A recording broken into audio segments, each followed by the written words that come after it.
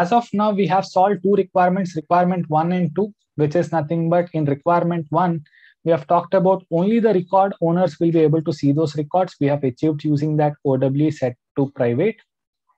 And the second requirement that we had was the people above the role should be able to see those records even though OWD is set to private. So we have done that using our role hierarchy plus the grant access using hierarchy setting. So that way we are able to share these records that are owned by the tech engineers with the management above them. So these are the two things that we have discussed. Now comes the third requirement, which talks about service request records needs to be shared with the global finance public group. So this is the third requirement that we have. Now, what exactly this requirement talks about? If you remember the role hierarchy, the finance manager is here and the tech manager is here. Now, no one is reporting to two people are like siblings and they are not basically reporting to one another. So there is no kind of a hierarchy that is there. Tech engineer is reporting to the technical manager. Finance analyst is reporting to the finance manager here. So if tech engineer has to share a record with this finance analyst, there is no way we can do it with your OWD because it is set to private. And there is no way to do that with the help of role hierarchy because there is no such role which reports to the tech manager here. So the finance manager is not on top of tech manager. So that way, the records owned by this tech manager will be visible to this finance minister. This scenario is not there. They're like two parallel train tracks here, or they're like two parallel lines here. There is no way of, depending on the role hierarchy, to share this record. Now, what we need to do? That is where our sharing rules comes into picture. Now, how is this sharing rule works? Sharing rule represents the exception to the organization-wide default settings. So in case if something that is not being shared from the OWD and not from your role hierarchy, that is where your sharing rules comes into picture. The second point it talks about is they allow you to extend record access to the users regardless of the place in the role hierarchy. In case if they are not kind of reporting to one another, in case if you want to extend that access, you can do that with the help of your sharing rules. If your OWD is not coming to your rescue, role hierarchy is not coming to your rescue to share those records, that is where you can go ahead with your sharing rules here. The third point it talks about is if your OWD is set to public read only or private, you can define the rules that gives additional users access to the records that they do not own. So if there is some users who doesn't own any records, which in our case, the finance analyst doesn't own any records of service request, but there is a requirement where they need to verify the transactions that are happening on that record. So now if this user doesn't have access to the records, now we have to provide them. So the OWD is set to private. So we are in the right path to create our sharing rules. Last but not the least, you can create a sharing rule based on a record owner or the field values in that record. So in these two ways, you can basically go ahead and create your sharing rules. Now, let's understand how can we group a bunch of people here. So if you see here, there are like bunch of technicians that would be there. There would be a bunch of technical engineers. In our case, we have two people as a technician engineers, and we have one technical manager also. So we have technical manager as a user. We have a technician Sam, and we have a technician Jack. Now, how can we combine all these people and say that the records owned by these people needs to be shared with another role that we have, which is nothing but finance analyst role? How we can do that? So that is where we need to understand the concept called public group.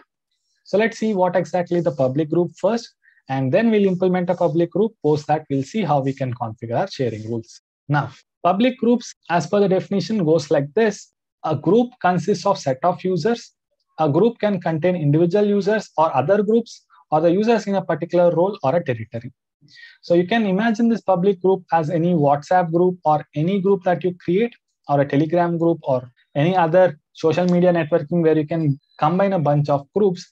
Now, if you ask me what is the advantage of these groups is, let's say if I have 10 friends and I want to invite them for a party. So if I do not have this grouping concept, what I have to do is I have to drop the message where in which I'm inviting these people, right? Where in which I'm sending an invitation, I have to drop this message to individual user. I have to open this first person DM and I have to drop it there.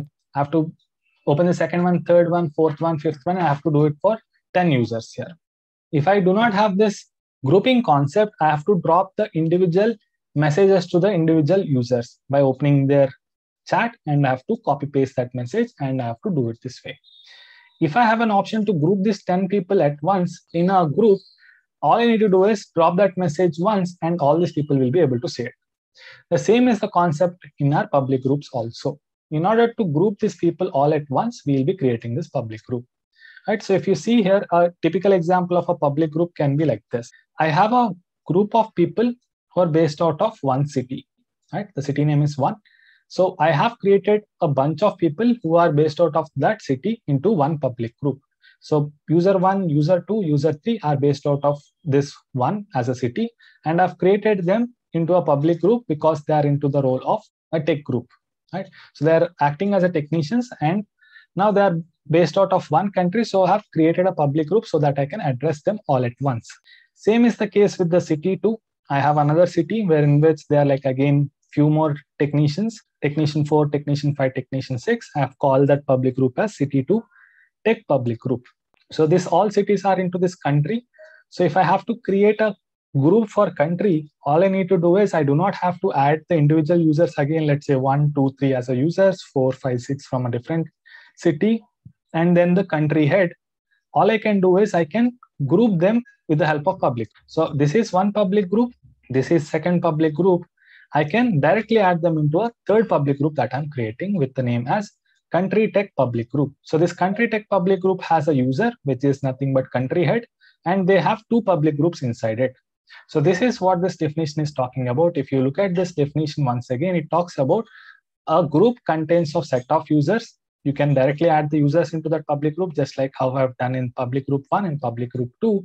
And we can also do it this way, where in which we can a group can contain individual users, which is nothing but a country head, and it can also have public groups, different public groups added into this one. Not just public groups, not just users, you can also add roles to it, who are being classified into that particular roles.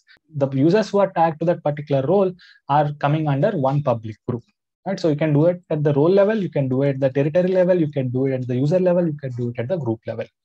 So you can combine people into a public group using this 4 ways. So let's see how we can configure a public group in our Salesforce. So we wanted to share the records that are owned by the tech group. That means the people who are part of the technician group. We wanted to share the records with the finance team that we have. So let's look at the list of users that we have as of now in the system.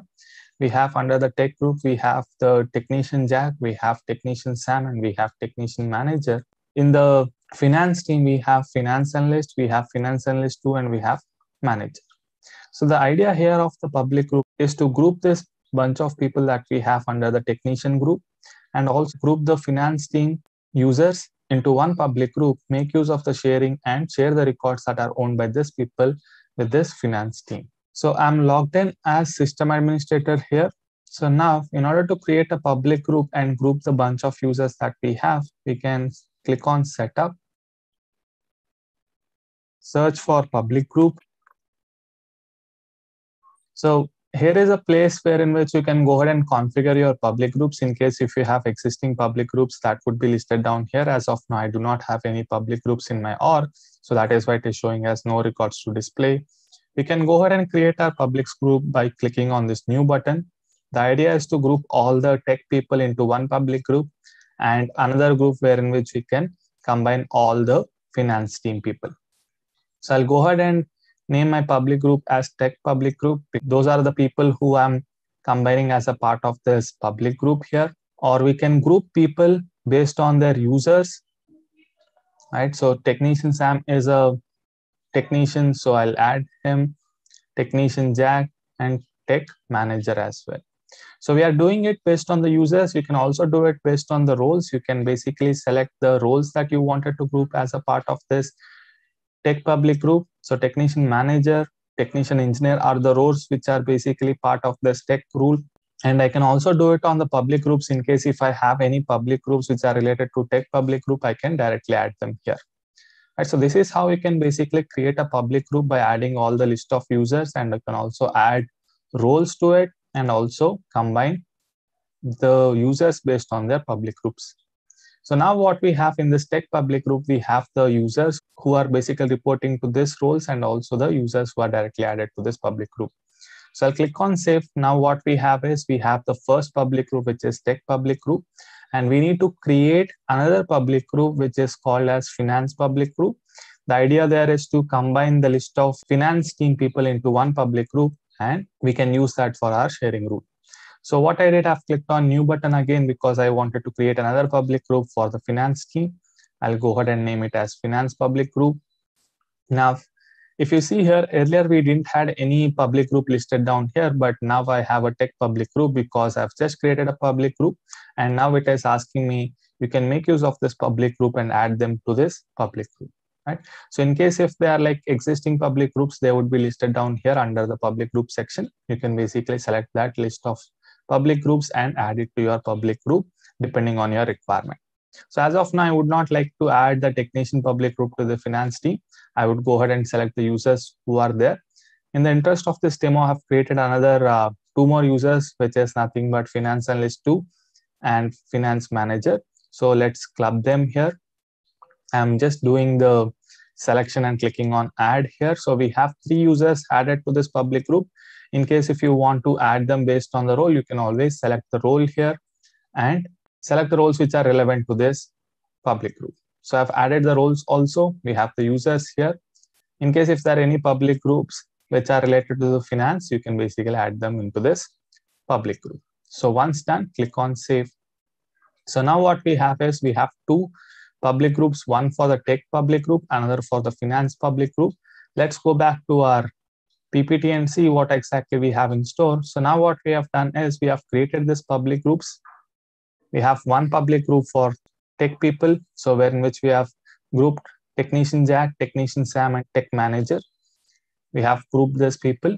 Now on the other side, we have a finance public group where in which we have added finance analyst 2, and a manager. This is a public group where in which we have this list of people. We have another public group which is called tech public group where we have a list of technicians listed down there. So the idea here is to make use of the sharing rule. What are the records that are being owned by this tech public group? We would like to share it with the finance team that we have here. So who is helping us here? Sharing rule is helping us here. So let's see how we can do that. Now, what we'll do here is we'll understand how exactly our records are being shared with the help of the simple table. So let's understand where we stand with the help of sharing rules in place. So far, what we have looked at is we have users and we have OWD with the help of role hierarchy, how many records are being shared. So technician Jack has 2 records that he owns, and that is coming up because of the OWD set to private. So the records that he owns are the only records that he can see. So because of that, he'll be able to see 2 records. And technician Sam, because the OWD is again set to private, the number of records that he can see is 2. Manager owns 1 record, tech manager, so he can see 1 record. So finance analyst has not created any records, so the number of records that are visible to them from the OWD is 0. Same goes with the tech analyst 2, same goes with the finance manager. Now the number of records that are visible with the help of OWD is 2 for Jack, 2 for Sam, 1 for manager, and rest all tech analyst 2, manager, they share 0 records from the OWD. So from the OWD, the visibility of the records are 0 for these 3 people. By enabling the role hierarchy, the number of records that are visible to the Jack is 0. That means there are no extra records that are visible to Jack from the role hierarchy because under him no one is there. So that is why he's seeing 0 records from the role hierarchy, but he still can see 2 records from the OWD access. Same goes with the Sam. Sam and Jack are reporting to tech manager. So the number of records that they own from the role hierarchy, or the number of records that are visible to them from the role hierarchy, is still 0. But the manager can see the records that are owned by technician Sam and Jack. So that is why the number of records that are visible to the manager is 1 record that he owns, and 2 records from Jack, 2 records from Sam. Now, is there any role hierarchy enabled for the finance team? Yes, there is. The finance manager sits at the top, and we have finance analyst and a finance analyst 2. So do they own any records? No. So the number of records that are visible to the manager is also 0 here. Since there are no records that are owned by the finance analyst 2, the number of records that are visible to the manager is also 0 in this case. Now comes the sharing part. So again, now what is happening here is we wanted to share the records that are owned by the technician public group with the finance public group. So the number of records that you see an increase here would not be at the technician level, because the technician people are grouped as a public group and they are willing to share their records with the finance public group. So that is why the number of additional records that the technician Jack can see is 0 in the sharing rules. The number of additional records that the Sam can see with the help of sharing rule is still 0. And the number of additional records that a technician manager can see from the sharing rules is still 0. Right? Now comes the implementation of the sharing rules. If the sharing rules has been implemented for this particular scenario that we have talked about here, wherein which the technician public group is willing to share those records with the finance public group with the help of a sharing rules. If that is enabled, the number of records that are owned by this tech public group in total is 5. Technician Jack has 2, technician Sam has 2, manager has 1. In total, this public group has 5 records they can share with the finance team. So this 5 is the number that would be shared with this finance team. So in total, this tech public group has 5 records and we are sharing that records with the finance team with the help of sharing rules. Now, with the enabling of sharing rules, we'll see how to write that. So if that is in place, now this finance analyst as of now from the OWD can see 0 records, from the role hierarchy can see 0 records. With the help of sharing rules, he'll be able to see 5 records in place. So 2 from Jack, 2 from Sam, and 1 from the tech manager. Same is the case with the finance analyst. With the help of the sharing rules, since he's a part of that public group, the number of records that he can see is 2 from Jack, 2 from Sam, and 1 from tech manager. Same goes with the finance manager. 5 records, 2 from Jack, 2 from Sam, and 1 from the tech manager. Now let's see how we can implement that sharing rules.